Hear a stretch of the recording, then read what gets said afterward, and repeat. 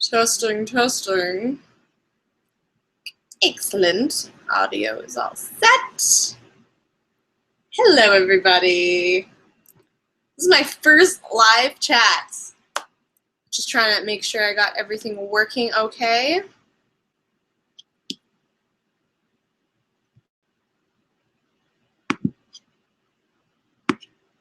Excellent, excellent. Just giving people a chance to come on in.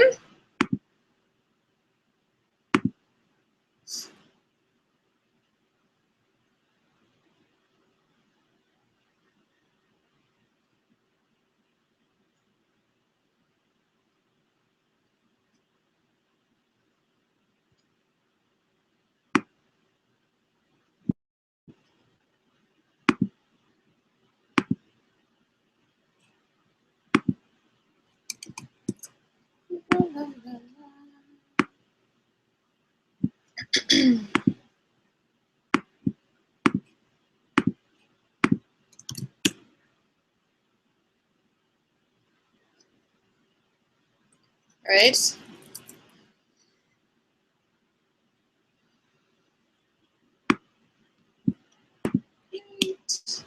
Just give me 1 sec. I'm just going to share the link. Hey everyone, it's Eva. I posted a video a few weeks ago on Facebook and Twitter. How's everyone doing so far?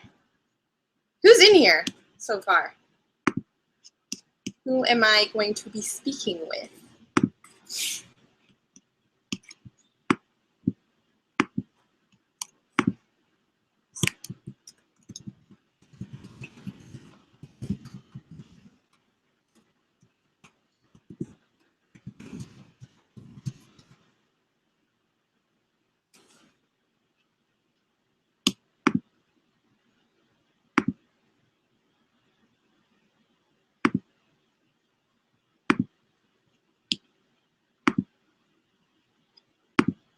See if this works. Sorry guys, I'm just trying to figure all this out. There's so many options.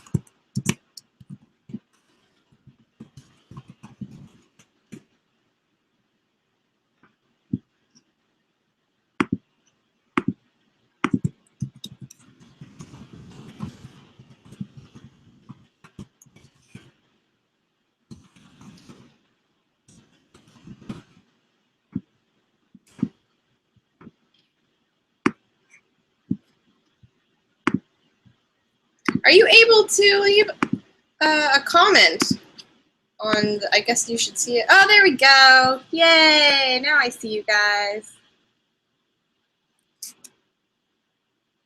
Hello, Casey, Che, Lucas, Ryan, what's up? Ryan from Pause Moment, my buddy, he's here. He's got a YouTube channel too. You should definitely check him out. Eric, Carson, Fabiana, woo, Miss Ninjaxi.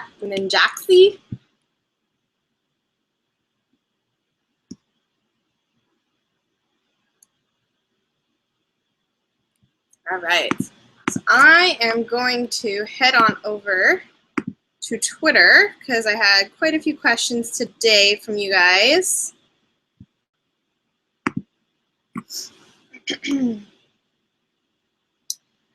All right, I don't know if Nia is in here at Himlin's Barn. Do I bring a mosquito net with me on my travels?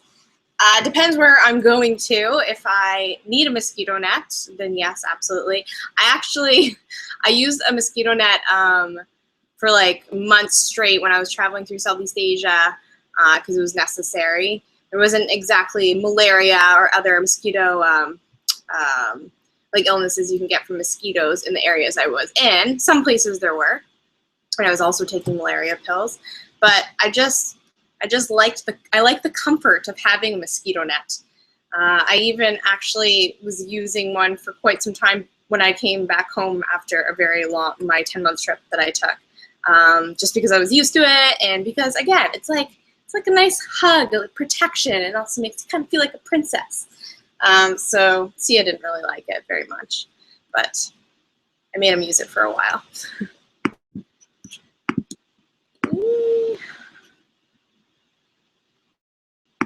Hello, Full Fat Junior. I'm glad you liked the Finland videos. Those were so much fun to shoot. I love Finland. It's such a beautiful country. It's underrated, I think, because not many people I know have been there. Even when I was there, I didn't really see many tourists, especially in the north. But it's such a beautiful country. The people are so friendly, so kind, so helpful, and I really respect their appreciation for nature. The food was fantastic, the scenery, the landscapes, the language, a little tricky, but most people spoke English, which was very helpful.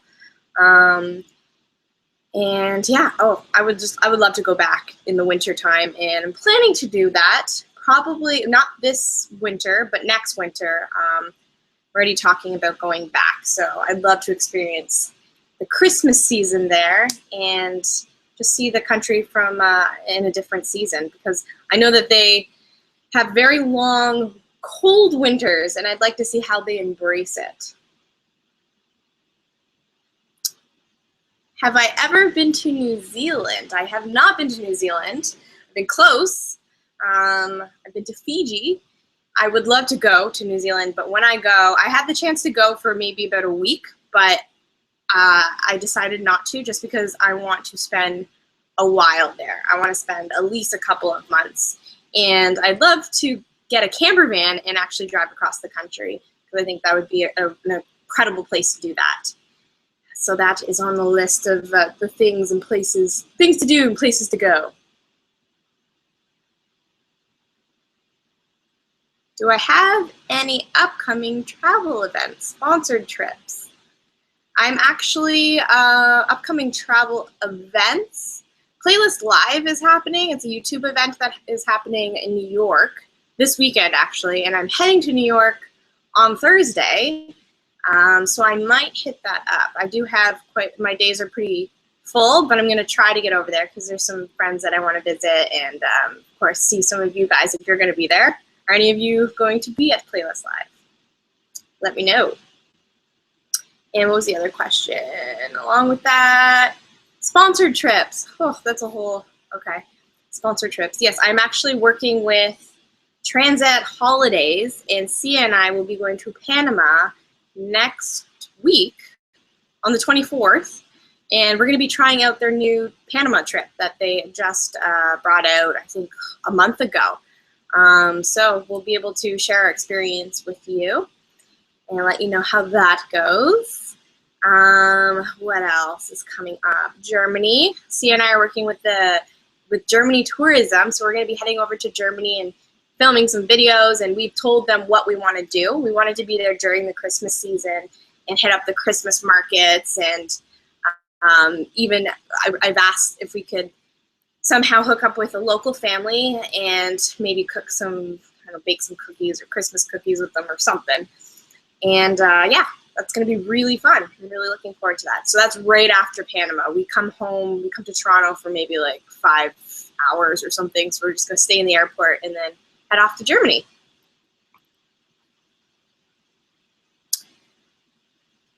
How did I find Santa in Finland? And that is on the way to the airport up in Lapland. So of course we had to go. There's a whole Santa Claus village there, and it's open year round. It's so magical. They have there's the post office there. There's obviously reindeer walking around. That's everywhere in Lapland. And Santa himself, he was a very cool guy. I actually kind of got a little giddy. I was like a 7-year-old girl getting all giddy, talking to Santa, telling him what I want next year, or this year, next month. Oh my goodness. Christmas is so soon.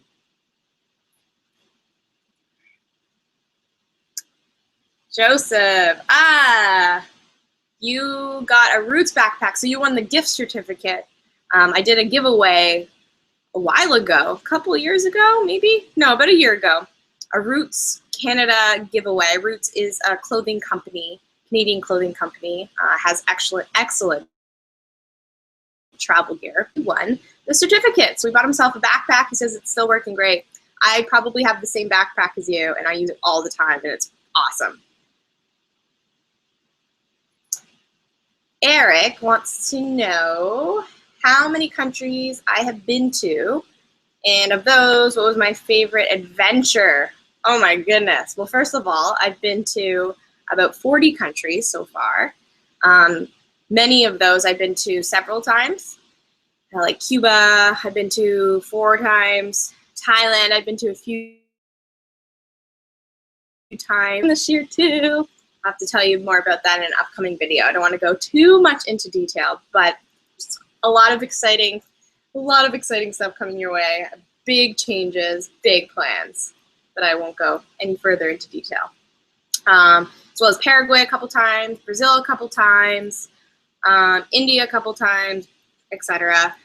Craziest adventure? That's really difficult. I mean, they've all been just so different. I guess maybe I can say most life-changing adventure. Of course, I'm going to say India, which I always talk about because it's my favorite country. I traveled for 3 months alone through India, and then I traveled for another 3 months with Siya. But when I was alone, I had an incredible adventure and learned a lot about myself and really grew not just as a person, but as a traveler. I took many train rides alone. I spent many days alone and had difficult moments, but I was so proud of myself. And now that I think back to some of those times, I like, what the hell was I thinking? Or what the hell was, I can't believe I did that. I was walking around places I shouldn't have at night by myself, like silly things like that. But I really learned a lot, and it's made me a much better traveler. Jim's dropping in as he's getting his supper ready. Jim, what are you eating for supper?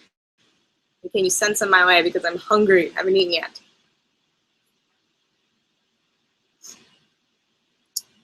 Scroll up here. Where's everyone from, by the way? What time is it where you are?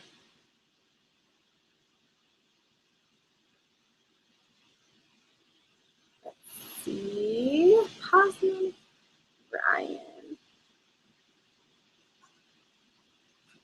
Do you have an ultimate destination? Do I have an ultimate destination? One place that would beat all of them. And have I been, oh, that I haven't been able to go to yet. And this is from Lucas, and he says his is Bhutan. Not been there, would love to go. An ultimate destination, I have 3 right now. I really want to go to Japan. The culture just amazes me. It's so interesting. The landscapes are gorgeous. There's so much to do there. And I have this dream of becoming a geisha. I would love to go there and train to be a geisha and wear those really funny shoes and walk around like and learn a crazy skill, and also be like learn how to use what's it called?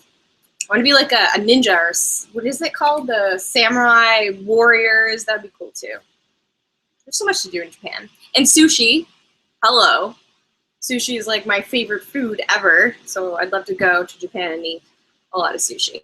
Although they don't do that there. There's no like all you can eat, I heard, which I think is crazy.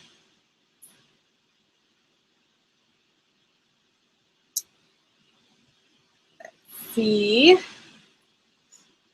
Have I been to Jordan or the Netherlands? This is boarding pass MN. I have not been to either, but I would love to go. I want to go everywhere. There wasn't one place that I wouldn't go. I've actually, when I said I want to go somewhere, I want to go on a trip, but I don't know where to go, I've taken my globe, spun it, closed my eyes, and put my finger wherever, and wherever like my finger landed, I opened my eyes, and that's the place I went to. And it ended up being Ghana, and I ended up spending 2 months there working in a TV studio and living with a local family, and it was an incredible experience. So I'd go anywhere. Have I been to Montreal? City, I'm guessing you're referring to. This is Cassie or Casey. Yes, I have been a couple of times. I actually have a few videos where I was in Quebec City and also the north in, I say this horribly, Sekane. It's like far north Quebec. Extremely cold in the wintertime. I went dog sledding and pretty much cried because I thought I was getting frostbite all over my body. It was so cold that I wasn't very prepared like I should have been. But so beautiful.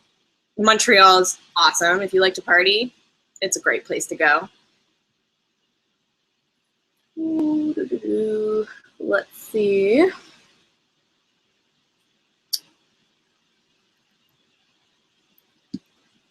Love all your questions. You guys are great.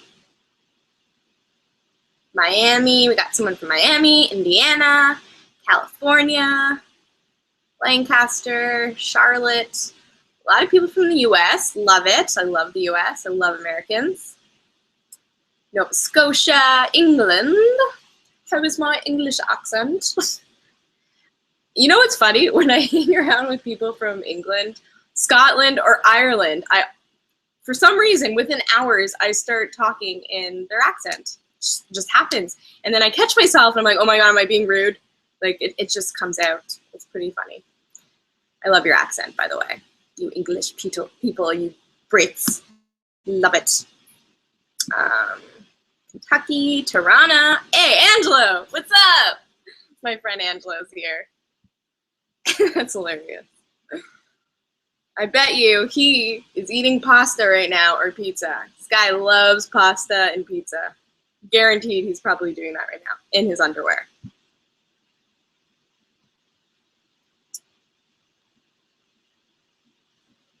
Have I been to Cancun? I have. I was there a couple times last year. It's fun. I mean, there's a lot of buildings. There's a lot of resorts. It's very touristy. It's beautiful. The water's beautiful. The beaches are beautiful. The people are really nice. They're very used to tourists. But I like getting off the beaten path in Mexico because there's a lot of really cool places. And the food, oh my God. And the tequila. I love tequila. And no place does tequila, obviously, like Mexico does. And they do it with, what's typical is you get a shot of tequila and a shot of sangrita, which is like orange juice, tomato juice, and Tabasco. And you don't shoot the tequila like I do back here in Canada or other places in the world where you just, take a shot. You actually sip it and enjoy it. And the tequila there is so good that you can do that. So you take a sip of tequila and a sip of sangrita, and it's like the perfect combination. They were made for each other.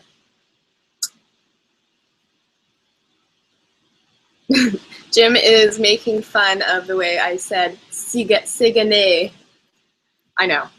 I'm horrible. Sometimes I can't pronounce things, just like that place. You said it's Sagane.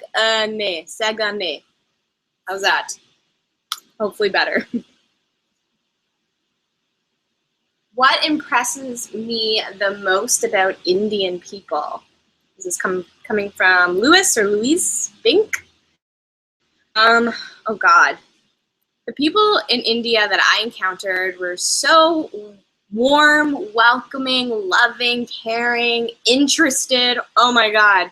People in India love to stare, and it's not seen as being rude there. Like if someone stares at you here, if I'm on the bus in Toronto, and someone's staring at me, automatically you're like, okay, first of all, I either have something on my face or like something coming out of my nose, or they're just being rude or whatever. That's like what people would think here. In India, it's not like that. They're looking at you because they're interested, and it's not seen as being rude. And it's very hard to get used to, especially when everybody's looking at you, and they will, because you're a foreigner, and especially a girl traveling on their own, you're gonna get a lot of stares. But yes, back to, I'm getting off track, I do that. Back to what I like most about the Indian people. They're just very nice, very warm. I spent a lot of time, like I said, traveling on Indian trains by myself, and I would be sitting with a family, an Indian family, and they would always offer me some of their food.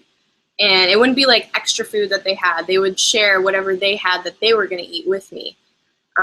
and I had Indian families take me in and say, like, you're going to stay at our house. People like I just met and like pampered me.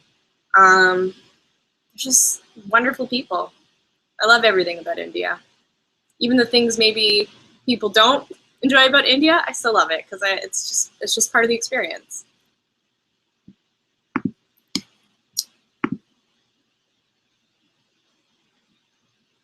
Puerto Rico. We've got Elizar Garcia. I love Puerto Rico. Sorry, Puerto Rico. Such a great country. I was there a year and a half ago and had so much fun. We went to this like underground salsa merengue bar and danced the night away. So much fun.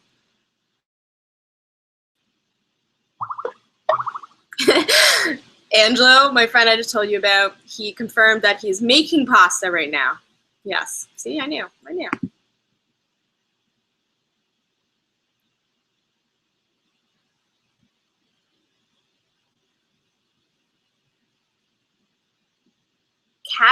Casey. I hope is it Cassie? I'm gonna say Cassie. If it is, say yes. If not, say no, and then I will know it's Casey. But you asked if I speak any other languages. Sí, yo hablo español, pero no practico mucho. Necesito practicar más, pero no tengo amigos que viven en Canadá que hablan español, so I need to practice more. Basically what I just said is I do speak Spanish, but I do need to practice more. I just don't have many friends here that I speak with in Spanish. And but whenever I go to a Spanish-speaking country, it takes about maybe a week, and I'm like back to being able to speak it functionally, fluently, which is great. And I love the language so much. It's so beautiful.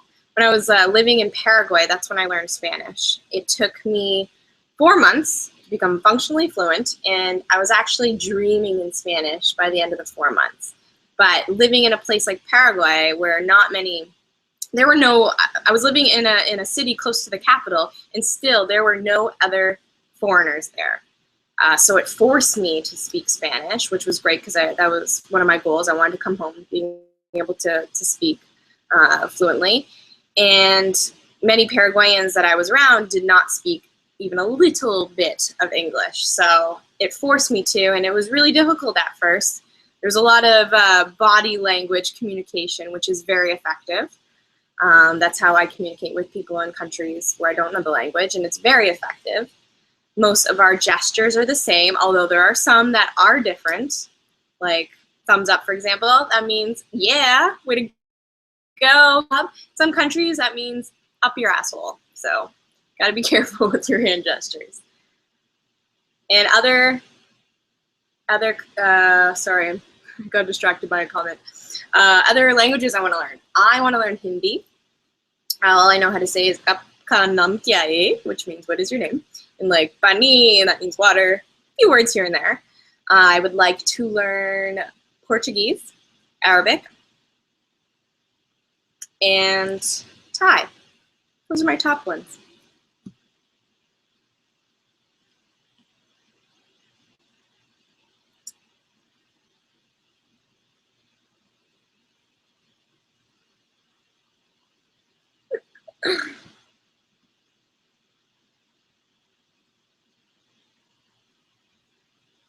There's a troll in here, and I'm laughing at their comments. I love trolls. You make me laugh. Keep them coming. Comments.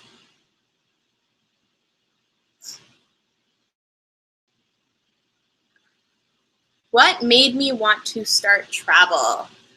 Justina asked. Oh gosh, I was surrounded by people in high school that were travelers or that had come actually from other countries and that were studying, doing a study abroad program at my high school. This was in my final year, so in grade 12. And I became really close friends with these group of girls from Spain, Venezuela, Colombia, Brazil, Paraguay, and I just fell in love with the way they looked at life, the way they were. I learned a lot about that culture, and it just got me really interested in wanting to see other places in the world. I had gone to Cuba, and that was the only place in the U.S., parts in the U.S. at that point. So I had never really traveled, like real travel. And what I mean by real travel is like being immersed in the culture, in the country, and really spending some time there and learning about the culture and traditions. So that's real travel to me. So I never really did that until I went to Paraguay in high school. And it was all because I was surrounded by people from other places in the world who were traveling themselves. And I got the opportunity because my high school had an exchange program. So yeah, I said, why not? Let's do it completely by myself, without my parents, without my friends. Why not? Let's do it. It'll be an adventure. And I've been hooked ever since. I haven't stopped traveling since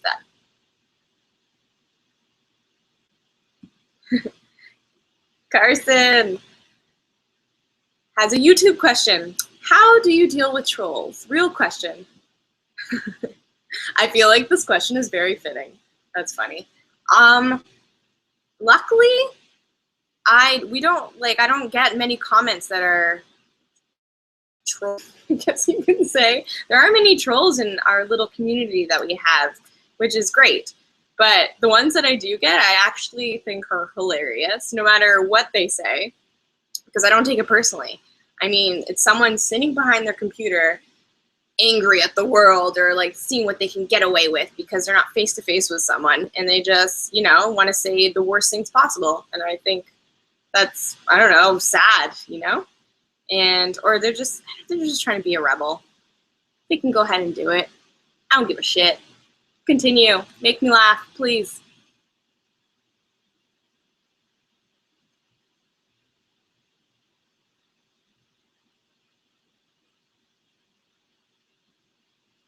How did Siya and I meet? We're gonna get all romantic now. We met in high school, and actually, I'd seen him around. He'd seen me around, but we were in the same drama class in like grade 10.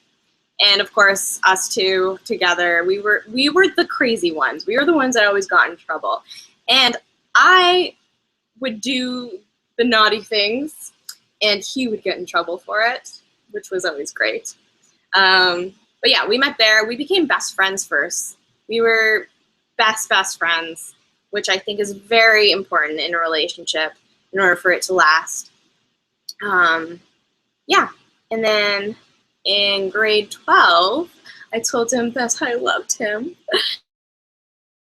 And that was it. And then we've been together ever since. So it's been over 10 years. We got married on our 10-year anniversary. So romantic. And a lot of people ask, we want to do a video specifically on this, and we're going to, about traveling as a couple and also traveling as individuals, because it's very important. Right now, Siya is in Israel. I'm in Toronto. I was just somewhere else where I can't say because it's top secret, and I will tell you eventually. Not yet. It's really exciting. Anyways, I was just somewhere else without him. So I think it's very important that when you are in a relationship, to still have your own individual adventures. It allows you to make your own decisions, meet people. Not that you won't make your own decisions or meet people when you're traveling with your partner, but it just like opens you up to other possibilities. Because even if, how do I say this? Like if Siya and I are traveling, we're on a bus, and there's maybe other travelers, but we're talking amongst ourselves. It's not like we don't want to talk to other people, but maybe we're having a conversation, having fun by ourselves. When if I was by myself, I probably would have spoke with the person next to me more, and maybe connected with them and created a friendship, and then traveled with them for another week or something. So it just like opens up other opportunities, and I think it's you need that, and you need time apart. You need to grow by yourself and have your own experiences. You come back and you have something to talk about, and it's really healthy for a relationship to travel, and not just travel, but have your own separate lives, not do everything together. Greetings from Venezuela. Hola. Are you from Caracas? One of my best friends lives there. Would love to go. Have not been there yet. Where is the next travel adventure taking you? Like I said, I'm going to New York on Thursday, and then Panama, and then Germany, and then quite a few other places that are top secret that I can't share yet, and then Thailand. But again, I was mentioning there's something special about Thailand. Can't tell you yet. There's so many secrets. I feel so bad, and I wish I could tell you because it's so exciting, but I can't yet. You'll have to wait.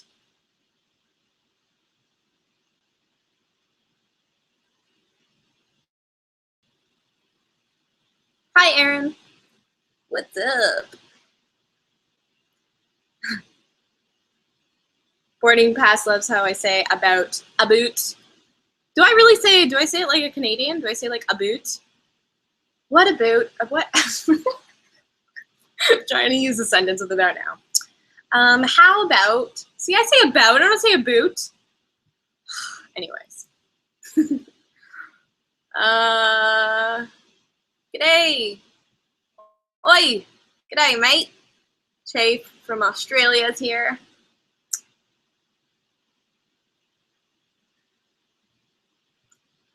Lucas asked how I deal with seeing poverty, and it was pretty bad when he went to Belize. I mean, it's a mix of emotions. I've seen a lot of poverty. I've seen some really awful living situations. I've become friends with people living in extreme poverty.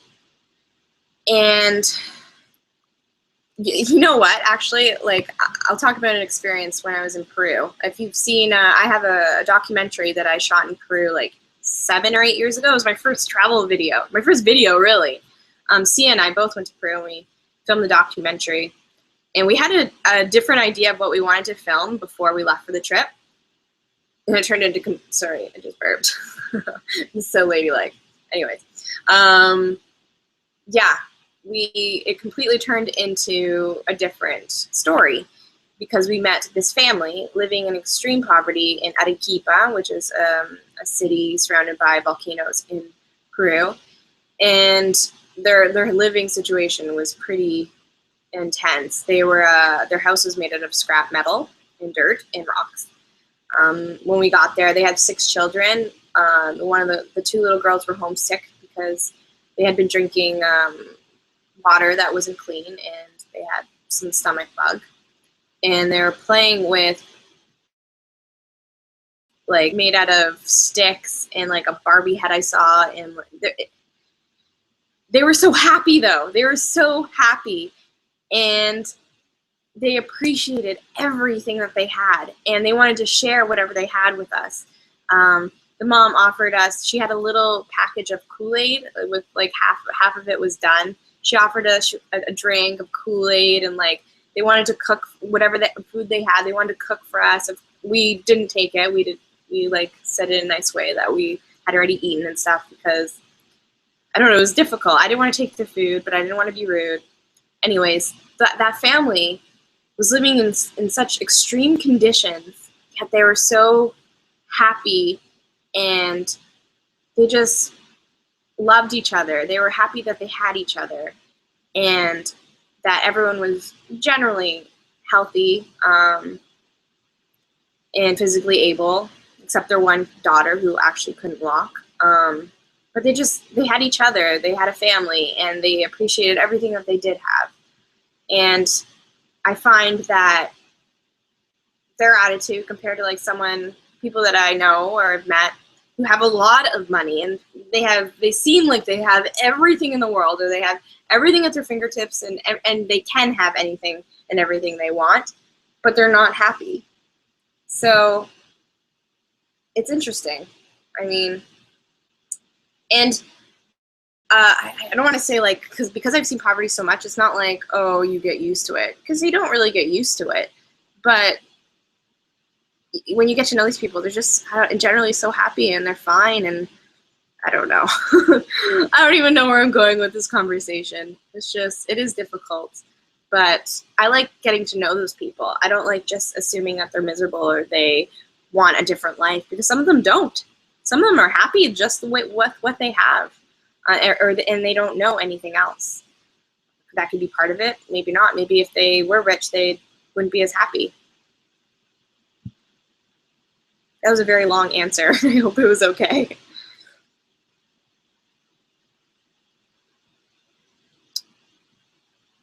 How did I, Holly, wants to know how I started off being able to fund my traveling. I raised, when I went to Paraguay, I raised money to go for about a year. So we did it was a school thing. So I went with a bunch of other students as well, although we weren't together when we actually got to Paraguay. We were all separated throughout the country, so I didn't really get to see them. But together, the year before, we all fundraised. We had events and raffles and euchre night, and dances and everything to raise money. So that's how I did the first trip. And then after that trip, again, I was hooked on travel. It became my passion. I knew that's what I wanted to do. I just wanted to travel as much as possible whenever I could. So all the money that I made, I'd been working since I was 13 years old. So all of the money that I'd make while still going to school, but from work, whether it was just like, I don't know, $50 every couple of weeks, or some weeks would be like $100, whatever, I would just save it. I wouldn't spend it on new clothes. I wouldn't spend it on things that I didn't really need, because travel became my hobby. Like, I wanted to save so I could leave again and experience another place. So it became my focus. And when you have something that you really love, and it becomes your main focus, so you'll do whatever it takes to get it. Maybe you've seen, like, you want a new bike or whatever, and you want that bike so badly, and you'll do whatever you need to get that bike, and eventually you will get it. You'll find the money, you'll save your money, you'll sacrifice other things so you can get that bike. It's the same thing with traveling. That's what I want. That's what I want to do. It's what I want to do more than other things. So I sacrifice some other things so that I can travel. Save that money. Put whatever you can make. Like, even if it's $10 a week, put that $10 away. It eventually will add up and you can go somewhere.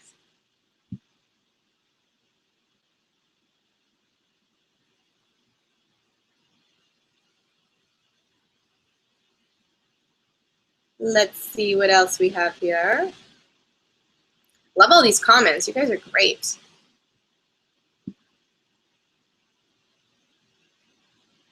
Ryan from Pause a Moment, my friend, says we need to do a road trip together. Absolutely. He is so much fun. You should check out his videos.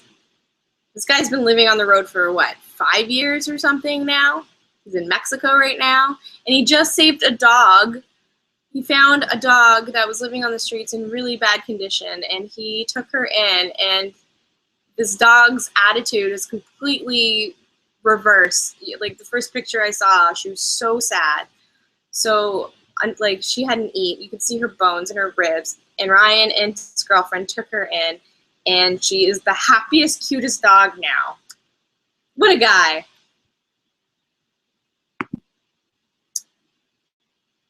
Che Reed? I hope I said your name right. The scariest experience I've ever had traveling. Scariest. Let's see.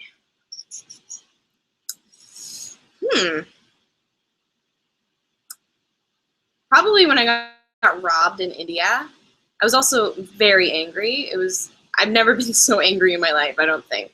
And it was scary. For several days after that, it was scary. I got robbed while sleeping in my hotel room. In the middle of the night, someone came, saw me sleeping, looked at me, which is what is so creepy about this, and stole a bunch of my stuff. I was with Siya too.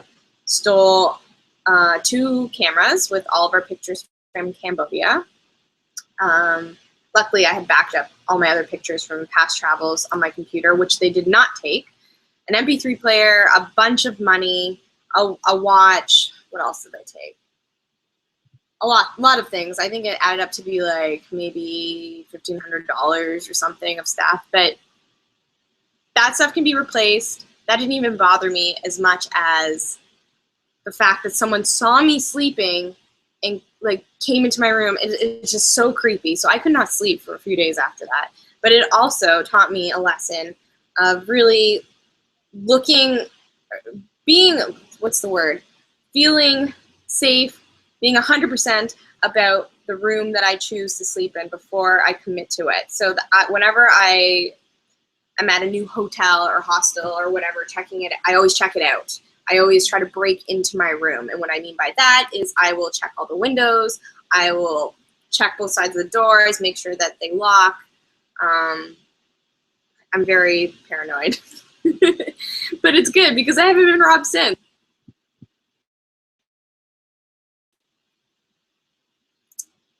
What else?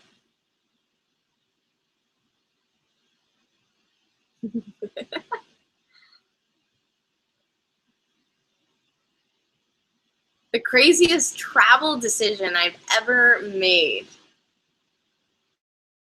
Wow, I'm sure there's been a lot. I do some crazy stuff.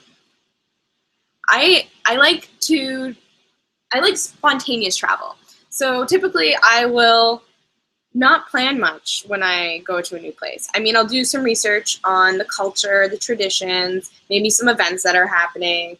I do a little bit of research on the different cities to see like which places I want to visit, and also places to be aware of. Maybe places I shouldn't go. It's really unsafe to go. I don't book a hotel or hostel before I get to my destination. I book my flight and I go. And when I get there, I look around for a place I want to stay for a couple of nights and then continue on my journey and talk to other travelers and locals and ask them, what should I do? You've been here for a couple of weeks. What have you done? What would you recommend? So because I am spontaneous, I end up in situations that are quite fun. I was supposed to go to Lima for 5 days and decided last minute, hey, why not go to the jungle? Why not? Let's do it. So I went to Iquitos. I flew to Iquitos with Siya and had no plan. We ended up meeting this guy at the airport who said he had a lodge in the middle of the jungle. And we're like, he had a pamphlet. We're like, all right, I feel good about you. I trust you, I guess. Let's go. So we took a 3-hour boat ride to the middle of the jungle where he could probably have killed us, but that didn't happen, obviously. And had the most incredible time. He had this little, very basic lodge, no electricity, and it was incredible. We went spearfishing for piranhas. There were sloths there. We saw anacondas. We saw a tribe. It was really cool. So that was fun. That was crazy. Another crazy thing is I went hiking with Siya into the middle of the Malaysian jungle and spent the night there without a guide. And it was pouring rain the entire time. We were covered in land leeches from head to toe, blood everywhere. Everything that we had was soaked. We didn't have enough food at all. It was kind of slack on our part. We should have prepared more, but we didn't. The path there was no path. There kind of was, but it was really hard to tell. So we could have easily taken the wrong route. And it was getting dark. And we still hadn't arrived to this place. Like 6 hours into the jungle, there was apparently this house on stilts called a hide where you can spend the night and look for like jaguars or whatever other animals that come out at night. And that was where we were trying to go. So it's getting dark and we still haven't found this place, and it got really scary. And we survived, and it was the worst sleep of my life because we're soaked, sleeping on a piece of wood, and there were rats everywhere. It was fun. Adventure.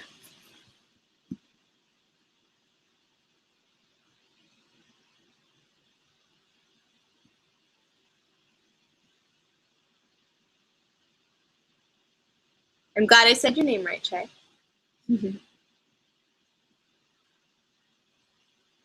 Ooh, excellent question. Rochelle? What do you think is the best thing to study at university that could help or add to the experience of being a full-time traveler? Wow. I mean, I went to school for broadcasting, television, radio, and film, and majored in television production. And now I'm definitely using it. I mean, I film videos around the world, and it's definitely come in handy, and I'm an actor and I'm a host. But to be it depends what kind of travel you want to do. I mean, you could be a teacher and live abroad. You could work with animals. You could work in hotel management. There's so many different jobs. International development. I'd say find something that you're passionate about and try to make it work where you can travel, to be able to move around. As a blogger, as a YouTuber, it's very great because I'm my own boss. This is my business. Hopscotch the Globe is my business, and I get to make the decisions. I get to say, you know what, I want to go to New York on Thursday, which is what's happening, and it works. I've created this business that allows me to be able to be flexible and travel anywhere I want to go, and it started off as just a hobby. I mean, I started my blog so that my friends and family could follow my adventures, and eventually I started getting emails from you guys asking me questions or saying that I've inspired you, and it just has turned into this, which is more than I could have ever asked for. I'm so happy and I feel so lucky. But I mean, if you asked me, I don't know, 5 years ago, like what I should take in school in order to travel, I wouldn't have been able to tell you really. It just kind of turned into this because travel has been my passion, my motivation, and it just has turned into my job. But again, you can do anything abroad. You can turn anything that you really like into a job somewhere else in the world. I think so.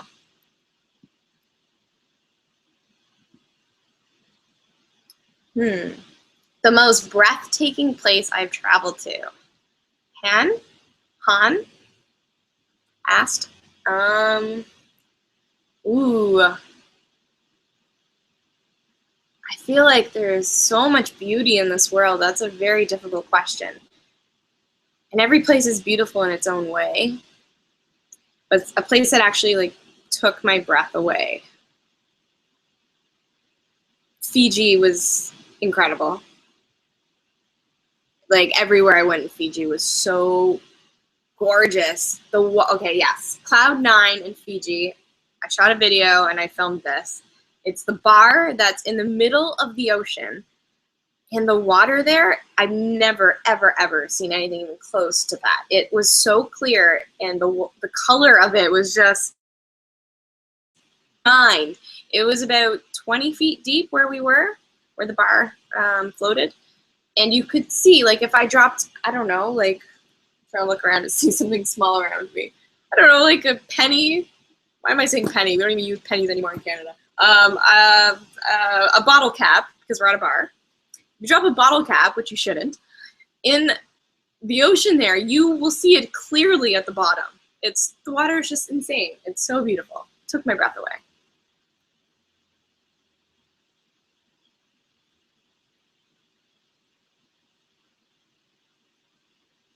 Yeah, Full Fat Junior. You're studying film and television production. Awesome. I loved taking that course. I went to Niagara College. That's where I took the course, and I loved it. And I'm so grateful that I took it because it has really helped me get to where I am today.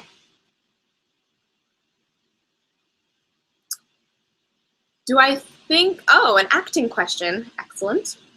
Do I think it's ever late to try to become, or do you think it's ever too late to try to become an actor? Absolutely not. You can become an actor at any age. I mean, there are roles for all ages. Start now. Start as soon as you realize like that's what you want to pursue. Go for it. It doesn't matter if you're 15 years old or 40 years old. Just do it. It's never too late to do anything. People have that assumption that, like, oh, once I'm this age, I can't do it anymore. Once I have kids, I can't travel. That is bullshit. Absolute bullshit.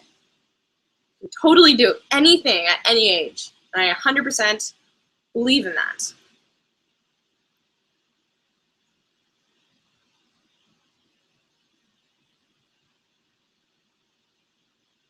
Lucas, is that where the lionfish were? Yes, that's where the lionfish were. There was tons of them at Cloud9. They're beautiful. but you can see them so clearly so you can avoid them because you do not want to touch a lionfish.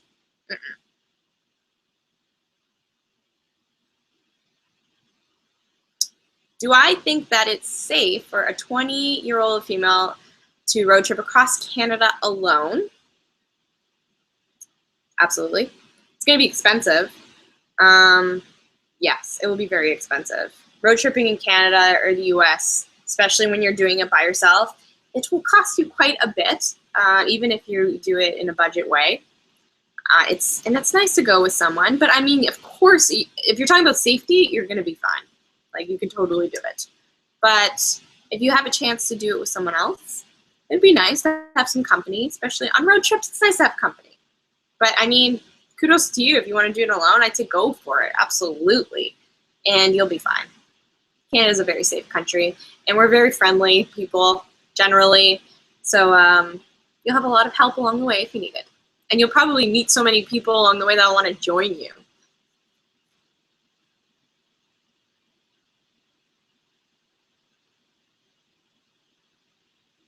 Tips for learning a new language, Briggs Marshall is asking.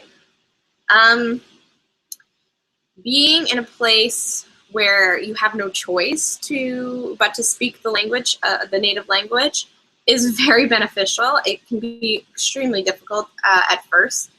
Again, when I was learning Spanish in Paraguay, at the first month, my head was literally throbbing every single day, and I'd have to go to bed at like 7 every day because I was just so exhausted.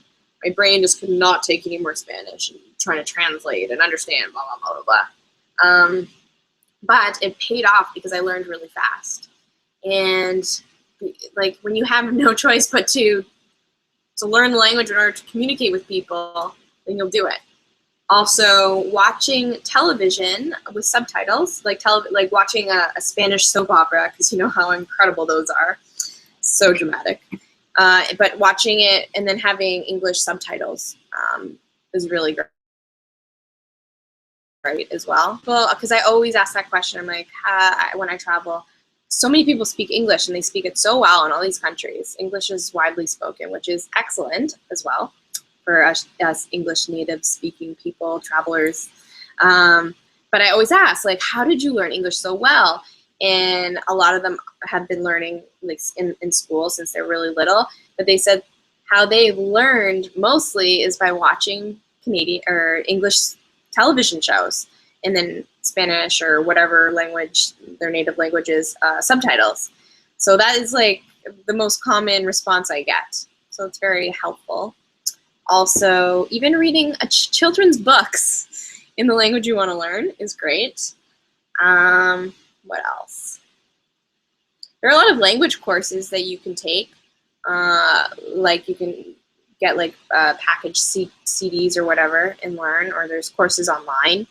I haven't really done that. I started a couple and then just didn't follow through with it, but I'd like to.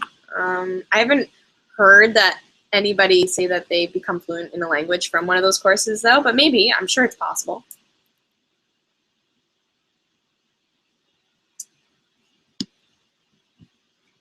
Let's see. I need a drink. So much talking. I'm drinking dry lavender soda because I want something dry right now. How would they call it that?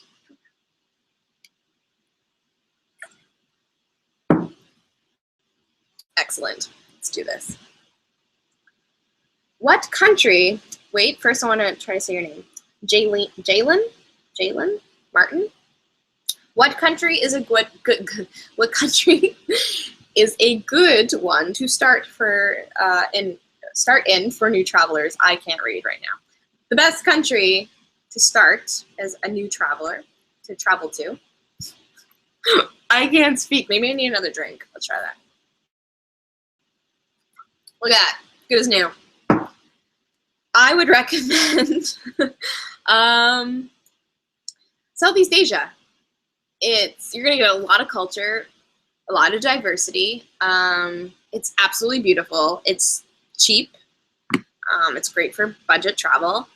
You're gonna meet a lot of other travelers that are mostly, like I've said in other videos, the majority of travelers that I meet in general, but especially in Southeast Asia, are between 18 and 25 solo female travelers. You're going to meet a lot of other travelers there. Yeah, and it's easy to get around. They're used to travelers. They're used to tourists. It's easy to get around most of these countries, especially like Thailand. There's so much to do, and your money really does go a long way. So I would recommend somewhere there. And I love Southeast Asia. It's my favorite part of the world. Overall, love it.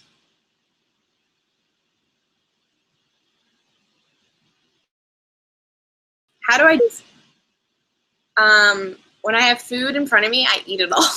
That's how I deal with food situations. I love food so much.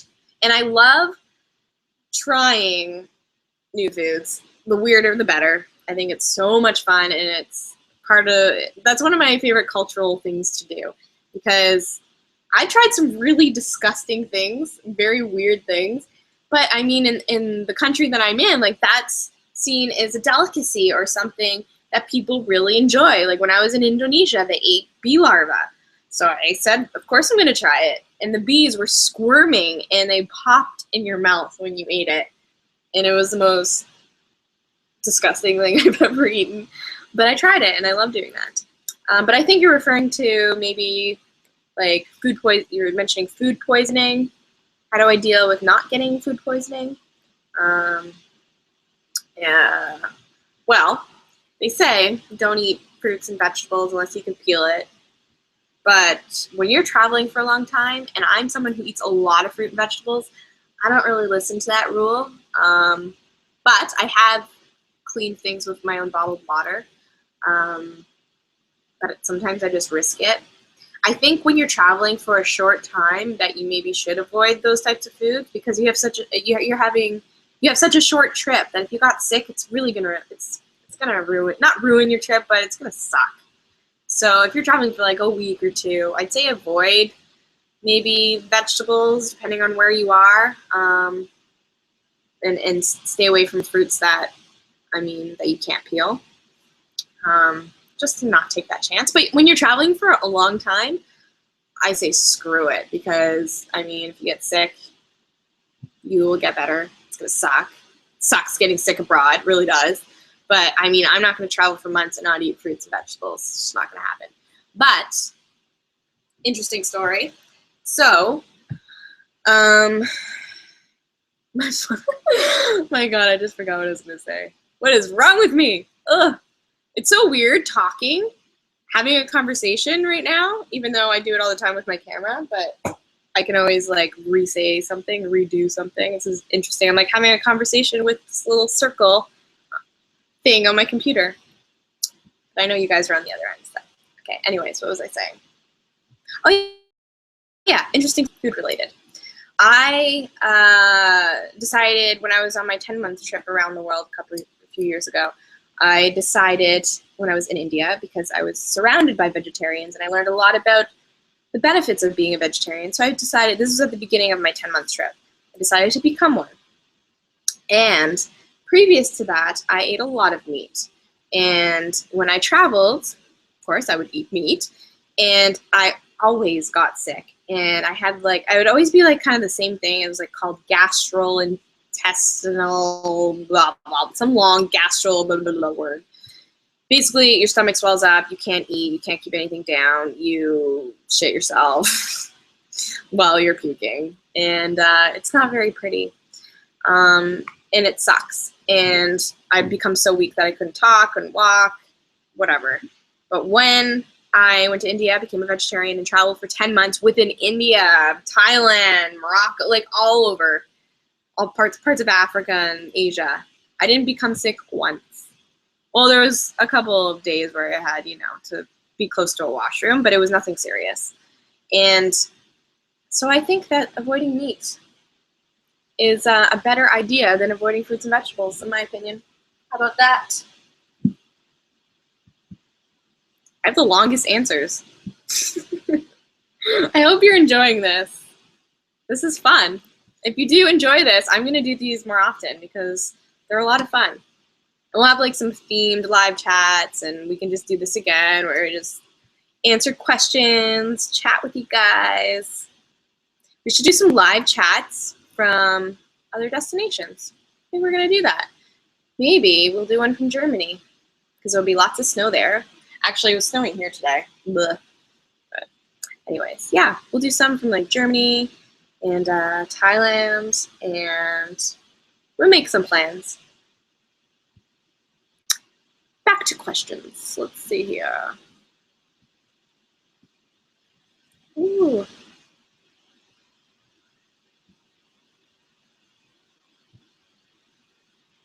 Justina, have I ever been on a hot air balloon? Yes, I actually was in Turkey a couple years ago in Cappadocia.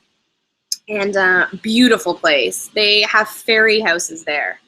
Yes, look it up. Go to Google right now, type in fairy houses Turkey, and you will see what I mean. They are very trippy and awesome.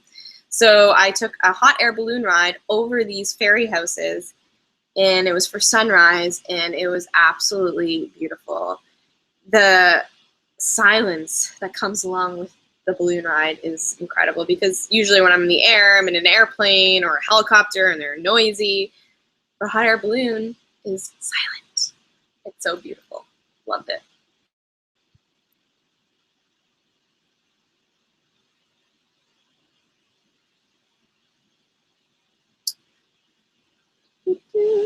Let's see.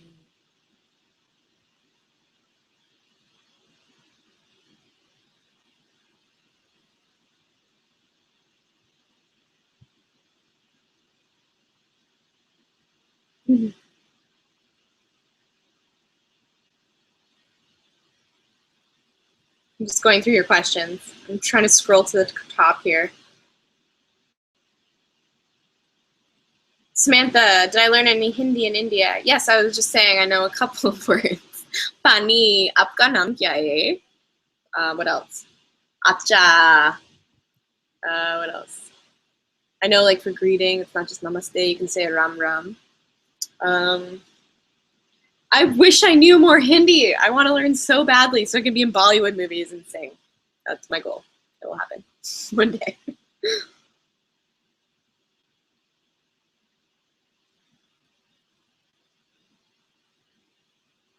Have I been to Nepal? Aaron, C. I have not been to Nepal yet. May very well be happening this year. Siya has been to Nepal. Crazy guy. Okay, so we were in India together. This was right after we got robbed, and we decided to separate and have our own journeys within because we were traveling, I think, for 4 months together at that point, and we decided, like, yeah, let's go. Like, I'm gonna go to South India. I'm gonna live on a commune and work on a vegan farm, and he's gonna go to Nepal and hike one of the trails to Everest. So Siya, I think he might have. I think he shared this in a video, and he's also wrote about it on hopscotchtheglobe.com. But he went there without any winter clothes. All we had were summer clothes. We had just been robbed. He had no money with him. He didn't have a camera, and he didn't get a guide. He like hiked for 2 days by himself on one of the trails. I think it was like the Annapurna or whatever. One of those trails to the base camp of Everest by himself, and like almost died. Crazy guy. But I want to go to Nepal. I think I'll be a little bit more prepared, because when I'm cold, I get cranky, and I do not want frostbite ever in my life. So, yeah. Nepal. I made a lot of friends in India from Nepal, and they would tell me so many cool stories. So, I really want to go there. Really do. Do I have any travel rituals? Boarding pass MN. Let's see. I carry a little bag with me. I had it here, actually. I think I put it away. I carry a little bag, zip up, like little baggie with me that always has incense, tea, crystals. What else do I have in there right now? I change things up. I have these little like oils, cleansing oils. Like you put it like this lemon cleansing. You can add it to water. What else do I have in there? Honey sticks, like little things like that I bring with me. And whenever I get to a new room, I set up my incense, my crystals, and I light an incense. Kind of make it like homey. Other travel rituals. This is fun. I always, when I get onto a plane, before I get onto the plane, I touch it because someone told me years ago that it's good luck to touch the outside of the plane as you're walking like into it. So I just have been doing it ever since. What else? Travel rituals. I always drink coffee, but I'm always that's not a travel ritual. I just always drink coffee. Jump on the bed. I always jump on the bed to see how bouncy it is. Some beds suck, man. Some beds have been really great. They have a lot of bounce. I also, when I get to a new place, I like to just throw my bags on the ground and go for a little walk around the area. I do that. So those are my rituals. I feel like I have more, I just can't think of them. Maybe I should do a whole video on travel rituals and then actually do them. I'll do that. Have I ever had a Venezuelan arepa? Of course I have. Mwah!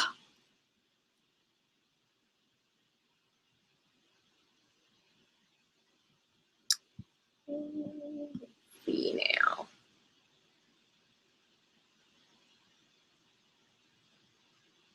Justina, you looked up the fairy houses. How cool are they? People used to live in those.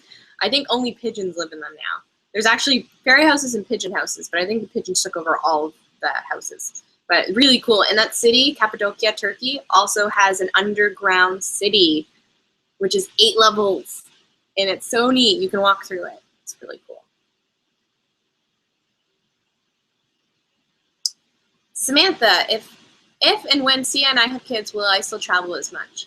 Yes, I will have kids because that would be fun. And they will be little hippie traveling children. And yes, we will be traveling just as much, maybe more. You know what I love? Again, like a lot of people ask that question, and I completely understand, especially people with kids who don't travel as much, but maybe have always wanted to, but they're like, I can't, I have kids. But I'm like, you can totally do it. You can do anything you want. You can do anything you want in life. I 100% believe that, and if you set your mind to anything, it's going to happen. That's it. But one of my favorite things to see when I travel are families. And I've seen so many times I've just sat and watched these children, like, where was I? Okay, the first country that came to mind was Ghana. I remember sitting on the beach, and there was this family from England with their children. They were maybe like 6 or something, 6 and 8. And they're running around in their bathing suits, tanned, like sandy blonde hair, had all this jewelry on. The girl had dreads. She was so cute with the locals, like the local children. And they were just in the water. And someone calling me. How rude. And they were splashing in the water and just like enjoying each other's company. And there was no like, oh, you're black, I'm white. They were just, it didn't matter. They were friends, and the kids are learning so much about life in this world. And I think that's such a great gift to be able to give children as they grow up. So I think traveling with kids would be really cool. It would be different, but it's never going to stop me from traveling. That's for sure. A good place for scuba diving. A lot of people go to Thailand. That's where I got my PADI certification. It's very affordable. I think I did it right when I got to Thailand. So I was in Bangkok, and I took my certification in Koh Tao in the south on one of the islands. And it cost, I'm trying to remember, $400. And that included transportation from Bangkok to Koh Tao. Included accommodations in these incredibly beautiful cabins, and 4 days of training. And that included 2 days of being in the pool. Class, we were in the class, I think, every single day, and then like did the exam in the class, and then 4 open water dives. So it was great. and our instructor was awesome. It was so much fun. We saw a lot of like underwater life. It was really cool. And I heard that that price is really great compared to other places.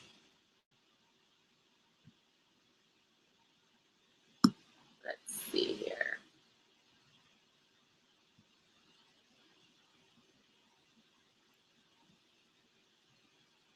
Do I ever get travel fatigue?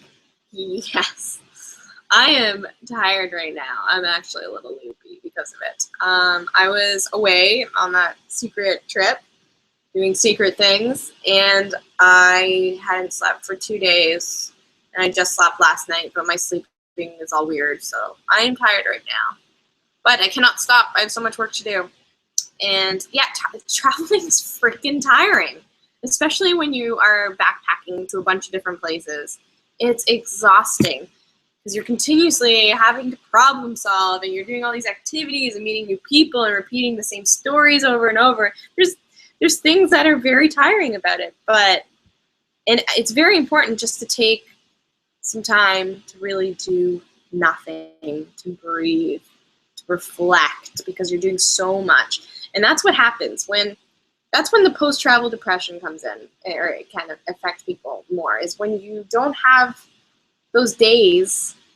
Let's say you're traveling for 2 months, okay? And you don't give yourself days to really just do nothing and reflect on what you've already done. And to really reflect on it and just remind yourself, wow, like, I can't believe I learned this and I saw this, and absorb everything. Because if you don't do that, you're like going for 2 months, you come back home, and a lot of people suffer from post-travel depression. I've done it, I've been through it, I get emails from you guys every day saying, like, from people from you who've gone through it or are going through it right now. And a big part of why that happens is because we don't reflect on what we've done as we're doing it. Because we come home and everything is the same as when we left, but we're completely different. It's a lot. It's a lot to take in and understand that, like, you just experienced so many different things in such a short time, grew so much in such a short time, and were exposed to things that you didn't even know existed. And then all of a sudden you're home and no one's really, like, you can tell your friends and family these stories, but there comes to a certain point where it's not that they don't want to hear it anymore, but it's hard for them to be as passionate as you are telling it, you know, to listen and just really listen.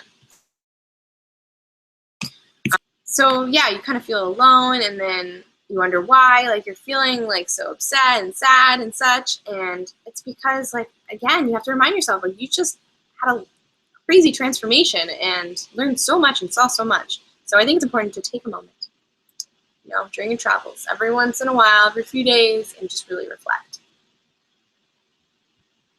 Again, I just drag on with these questions. I don't even remember the original. What was it? Oh, do I get fatigued? Anyways. How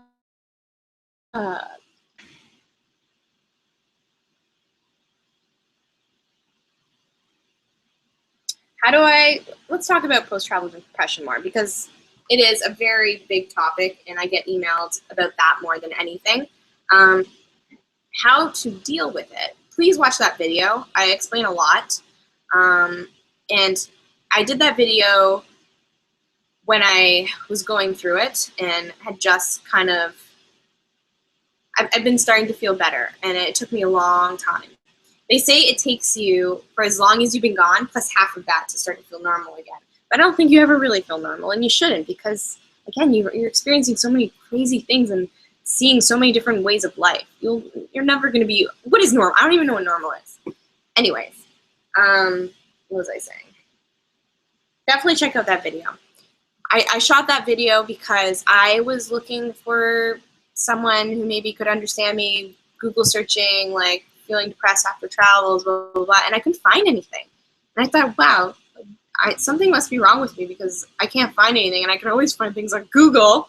I felt like no one was feeling the way I did, and that I was, like, not, like, something was wrong. So I decided to make that video, and then I started receiving so many emails from people also feeling that way. So you are not alone if you are suffering from post-travel depression or have. definitely not alone. And how I've dealt with that is, and how I deal with any situation where I'm feeling down, is I would talk to Siya about it. And one day, he kept saying the same thing over and over, but one day what he said clicked. He said, it's okay. It's okay to feel sad. Just let yourself be sad. Like, what's wrong with, why are you trying to find ways to get rid of that sadness or asking questions of why you're feeling that way, et cetera, et cetera. Just let yourself feel it. And as soon as I accepted that, you know what, it's part of like the human experience. Like, I feel sad right now. That's cool. I'm just going to feel sad. It sucks right now. It feels horrible, but I'm going to allow myself to feel that way. And as soon as I believed that, it went away. And as soon as I believed that I was allowed to feel that way because of what I had experienced, like, of course I had reason to. I just traveled around the world for 10 months to all these crazy countries and experienced so much. And now I'm back home and everything else is the same here as when I left. As soon as you realize that, there's a reason why you're feeling that way, and just let yourself be, it will go away. I promise.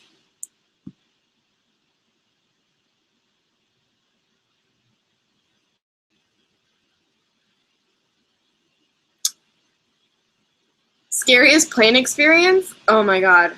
Okay, I have a secret for you guys, a secret confession. I'm scared of flying. Yes, I am. I go on so many planes. I've been on hundreds and hundreds and hundreds of planes. And I'm scared. I get nervous. And I find that over the years, I've gotten more nervous. It's weird. Ugh. Anyways, I think it's because I'm not in control. I'm not in control. I cannot see who's flying that plane. It freaks me out. Any little turbulence, I friggin' piss my pants. Not really, but I get scared. And it's funny because one of my best friends is a pilot, and he laughs at me because he says he loves turbulence. He's like, that's the best part. I'm like, are you fucking kidding me? You are crazy. But scariest plane ride was actually when I went to Cuba for the first time. So it was my first trip, my second plane ride, or third plane ride, something like that. And there was so much turbulence that the lights were starting to flicker and then shut off. And the oxygen mask dropped from the ceiling, and an old man was walking in the aisle at the time, and he fell and he puked everywhere, and I was screaming very loud. That was scary. We survived. I'm here. Plane was okay. Just a lot of turbulence. An old man puking. Ugh.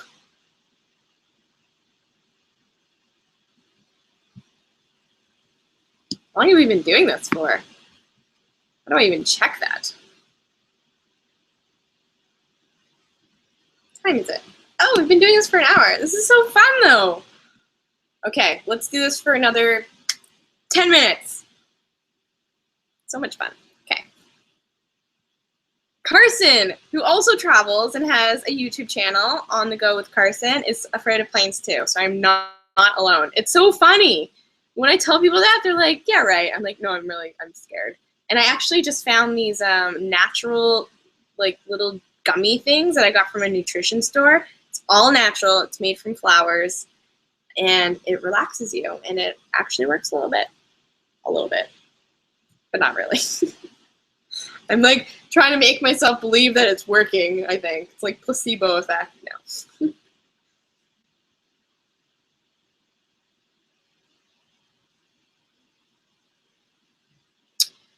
Briggs Marshall, good question. How did I keep earning money on my year-long trip, or did I save up beforehand? For that trip, I saved up beforehand. So I was gone for 10 months. I went to Iceland, England, India, Thailand, Malaysia, Indonesia, Singapore, Malaysia, did I say that? Cambodia, went to Thailand 3 times, then went back to India, then went to Morocco, Turkey, Greece, and then back home.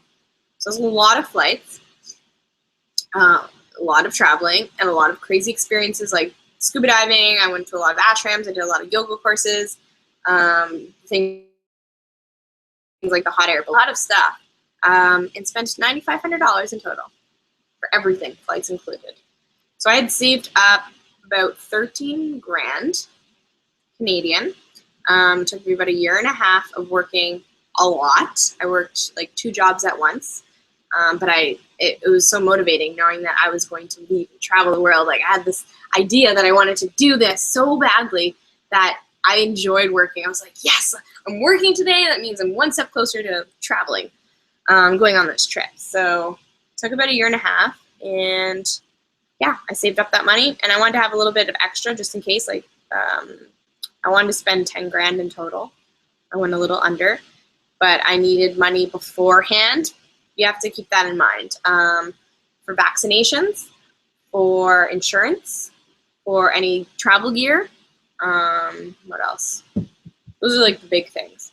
So you're gonna spend money on that, and then I had like a safety money, like if I needed for something. Like, I got sick a couple times, but then I had the travel insurance. But I took money, some travel insurance in some countries or hospitals ask for you to pay up front, and then you get reimbursed after. So I had like a little safety account just in case I needed it.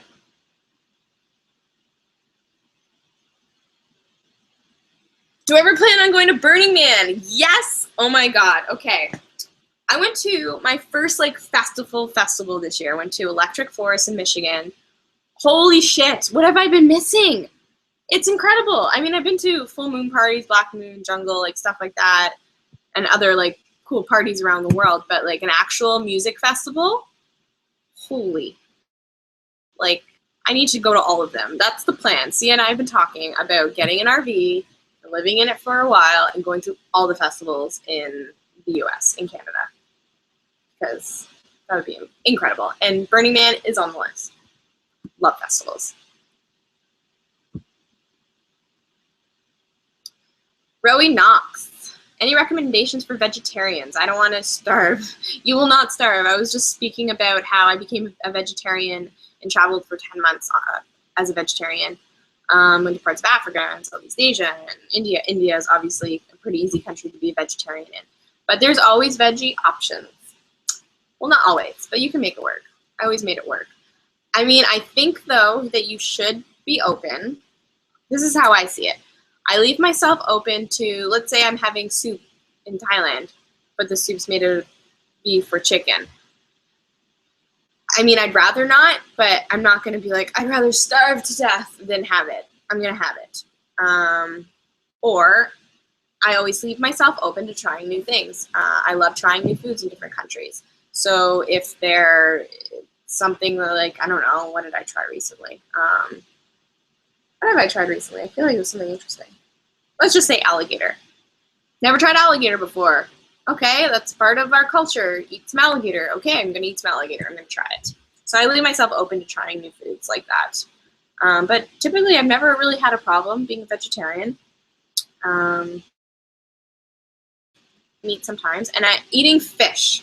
I would say at least leave yourself open to eating fish. If you're absolutely like, no, I don't want to eat any meat, you can still do it. You can definitely do it. But if you're okay with eating fish, it becomes a lot easier. And also, in some countries, when you're like, no, I'm a vegetarian, I don't eat meat, and they're like, okay, chicken. You're like, no, I don't eat meat. And they're like, okay, chicken. Like, some people just don't understand. So don't be surprised if you say no meat and you get chicken.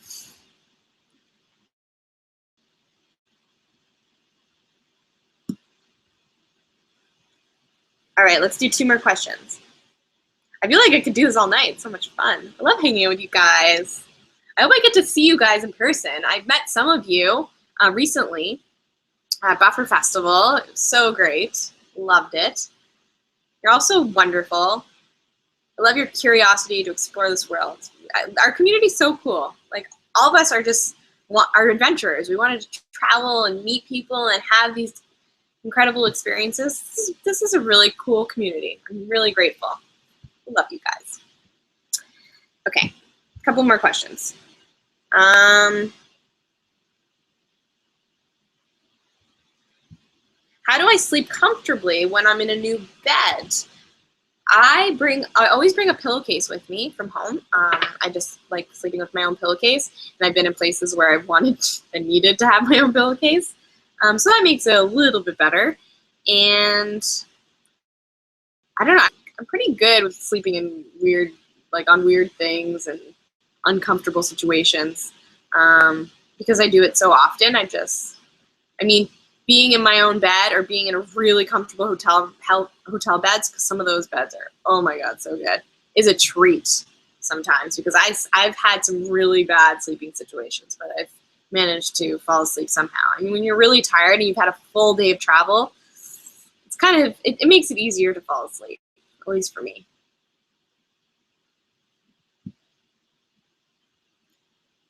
Let's see here.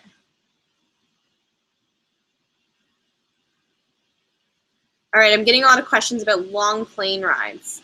I'm going to just do a video on that because there's so much I can say, and I think it could be a really fun video. And since I'm going on a plane, well, I'm going on like, how many planes in the next few days? Or next few weeks, 2 weeks. I'm going on like 10 planes. So I'm going to make a video on a plane about how to survive long plane rides. Coming your way.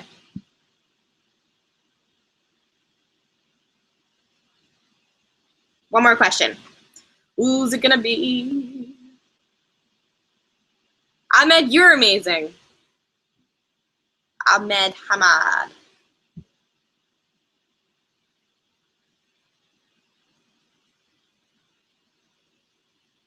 Do I ever get homesick? Yes, I do. I absolutely do.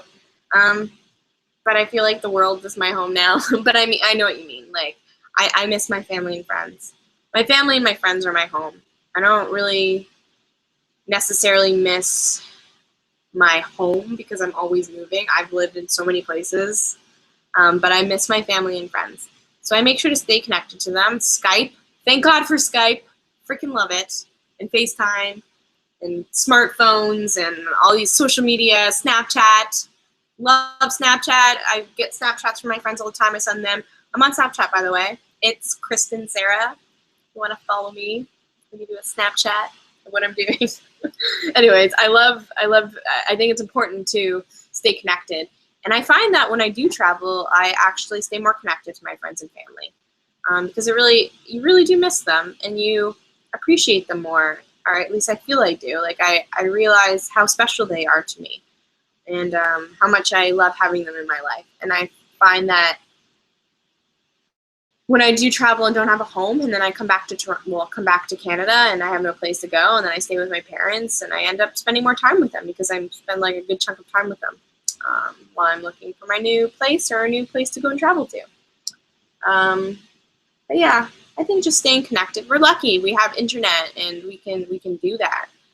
It's pretty cool. Pretty cool. We don't have to like write letters and mail them or something.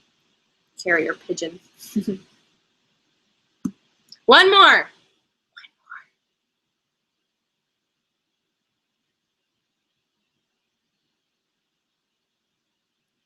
This is so fun. I feel like I'm gonna keep saying one more. No, really, one more, one more.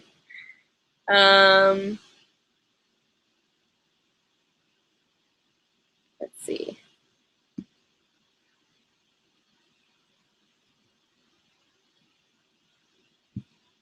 Everyone's saying bye, but I said I'd do one more, so I have to, because I can't take it back. Okay.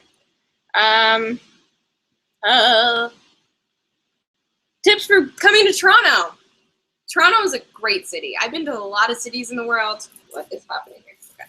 I've been to a lot of cities in the world, and I freaking love Toronto. It's so fun here. It's so multicultural. You can go around the world in a day here. You can, I don't know, go have Ethiopian food. Love Ethiopian food. Nazareth, Oslington and Bloor, my favorite Ethiopian place. Go eat there, then go dance salsa, and then, I don't know, go eat some Indian food, rotis, and then, I don't know, what else? Explore Chinatown. You can do everything in Toronto.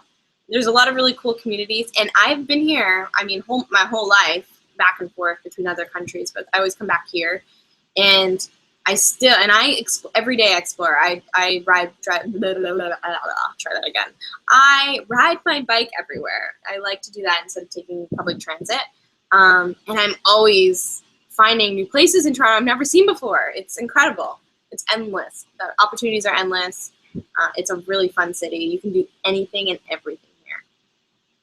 Actually, the other day, or a week ago, I discovered, no, 2 weeks ago, I discovered, well, my friend did, she invited me, this ecstatic dance party where you go and you don't talk, there's no talking, and there's no shoes, and there's like an altar with incense, and like there's like kombucha and like all these little delicious vegan snacks and incredible music and lighting, and you just go and you dance, and you can do whatever the hell you want. You can be on the ground doing freaking starfish, what is this called?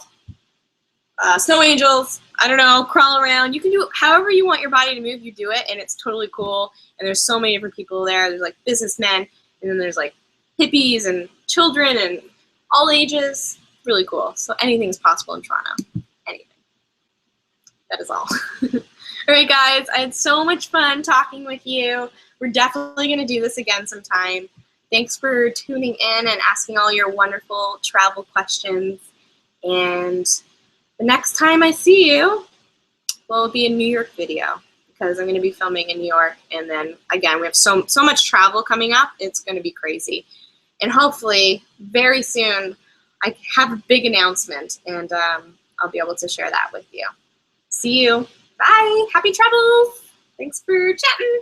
Bye, bye, bye.